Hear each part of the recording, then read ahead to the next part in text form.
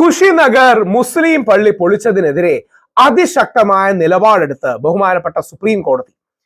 എന്തുകൊണ്ട് നിങ്ങൾ ഇത് ചെയ്തു എന്നും എന്തുകൊണ്ട് നിങ്ങൾക്കെതിരെ കോടതിയെ ലക്ഷ്യം എടുത്തുകൂടാന്നും സുപ്രീം കോടതി അതിശക്തമായ ഭാഷയിൽ യോഗി ആദിത്യനാഥ് സർക്കാരിനെതിരെ ആഞ്ഞടിച്ചു. സുപ്രീം കോടതി ഈ തിങ്കളാഴ്ച കണ്ടംപ്റ്റ് ഓഫ് കോർട്ട് പ്രൊസീഡിങ്സ് ഉത്തർപ്രദേശിന്റെ അതോറിറ്റീസിനും ഗവൺമെന്റിനുമെതിരെ എടുക്കുകയും ഉത്തർപ്രദേശിലെ മദനി മോസ്ക് കുഷിനഗറിലെ മദനി മോസ്ക് അത് പൊളിച്ചതിനെതിരെയാണ് ഈ നിലപാടെടുത്തത്.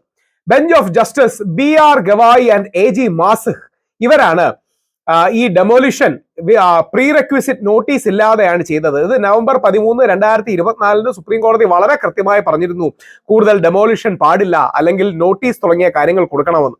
അപ്പോൾ അതിനെതിരെ അതിശക്തമായ നിലപാടെടുത്തിട്ടുണ്ട്. ഈ പള്ളിയുടെ കൺസ്ട്രക്ഷൻ മുനിസിപ്പൽ അതോറിറ്റീസ് 1999 സാങ്ഷൻ ചെയ്തതാണെന്നും അതുകൊണ്ട് അത്തരം കാര്യങ്ങളിലേക്ക് നിങ്ങൾ പൊളിക്കരുത് തുടങ്ങിയ കാര്യങ്ങൾ പറഞ്ഞു. ഒരുപാട് ഡീറ്റെയിൽസ് ഉണ്ട്. അപ്പൊ യഥാർത്ഥത്തിൽ ഉത്തർപ്രദേശിൽ പലപ്പോഴും ഒരു പവർ കാണിക്കാനായി, അധികാരം കാണിക്കാനായി ചില ആൾക്കാർ ഇങ്ങനെ ചെയ്യുന്നുണ്ട് എന്നുള്ളത് വളരെ സത്യസന്ധമായ ഒരു കാര്യമാണ്. അമ്പലമാകട്ടെ പള്ളിയാകട്ടെ ഇതൊന്നും പൊളിക്കുന്നതുകൊണ്ട് ഒന്നും നമ്മൾ നേടാൻ പോണില്ല.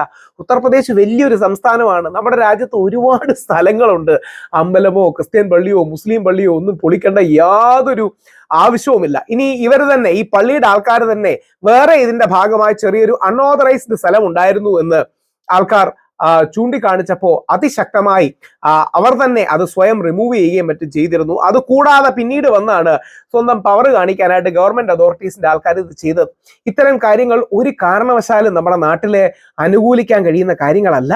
ഇത് അനാവശ്യമാണ്. ഇതൊന്നും അല്ല നമ്മുടെ ഒരു ഗവൺമെന്റ് ചെയ്യേണ്ടത്. നമ്മുടെ ഗവൺമെന്റ് ചെയ്യേണ്ടത് എന്താണ്? അമ്പലമാകട്ടെ പള്ളിയാകട്ടെ ക്രിസ്ത്യൻ പള്ളിയാകട്ടെ പുതിയ കാര്യങ്ങൾ ഉണ്ടാക്കാൻ സഹായിക്കുക, ഗ്രന്ഥശാലകൾ ഉണ്ടാക്കുക, സ്കൂൾ ഉണ്ടാക്കുക, പള്ളിക്കൂടങ്ങൾ ഉണ്ടാക്കുക.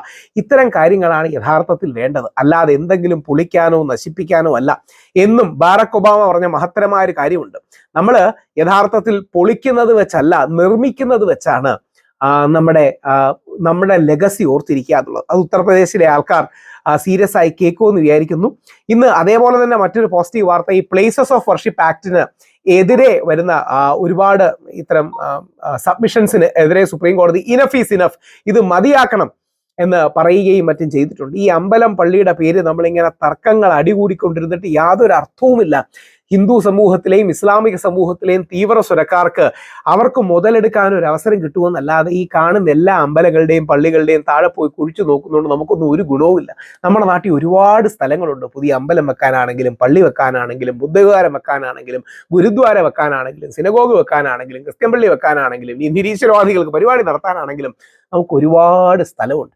ഈ ആകെ കുറച്ചുള്ള അമ്പലത്തിൻ്റെയും പള്ളിയുടെയും പേര് നമ്മൾ അടികൂടേണ്ട ഒരു കാര്യവുമില്ല. അതുകൊണ്ട് ഒരു ഗവൺമെന്റ്, UP ആകട്ടെ, ഇന്ത്യ, കേരളമാകട്ടെ, മറ്റ് സംസ്ഥാനമാകട്ടെ, അമ്പലത്തിൻ്റെയും പള്ളിയുടെയും പേര് അടികൂടരുത്. അത് ദൈവനിന്ദയാണ്. നമുക്ക് സാഹോദര്യവും സൗഹാർദ്ദവും ഉണ്ടാകണം. പരസ്പര സ്നേഹത്തിലാണ് ദൈവം വസിക്കുന്നത് എന്ന തിരിച്ചറിവ് നമുക്കുണ്ടാകട്ടെ.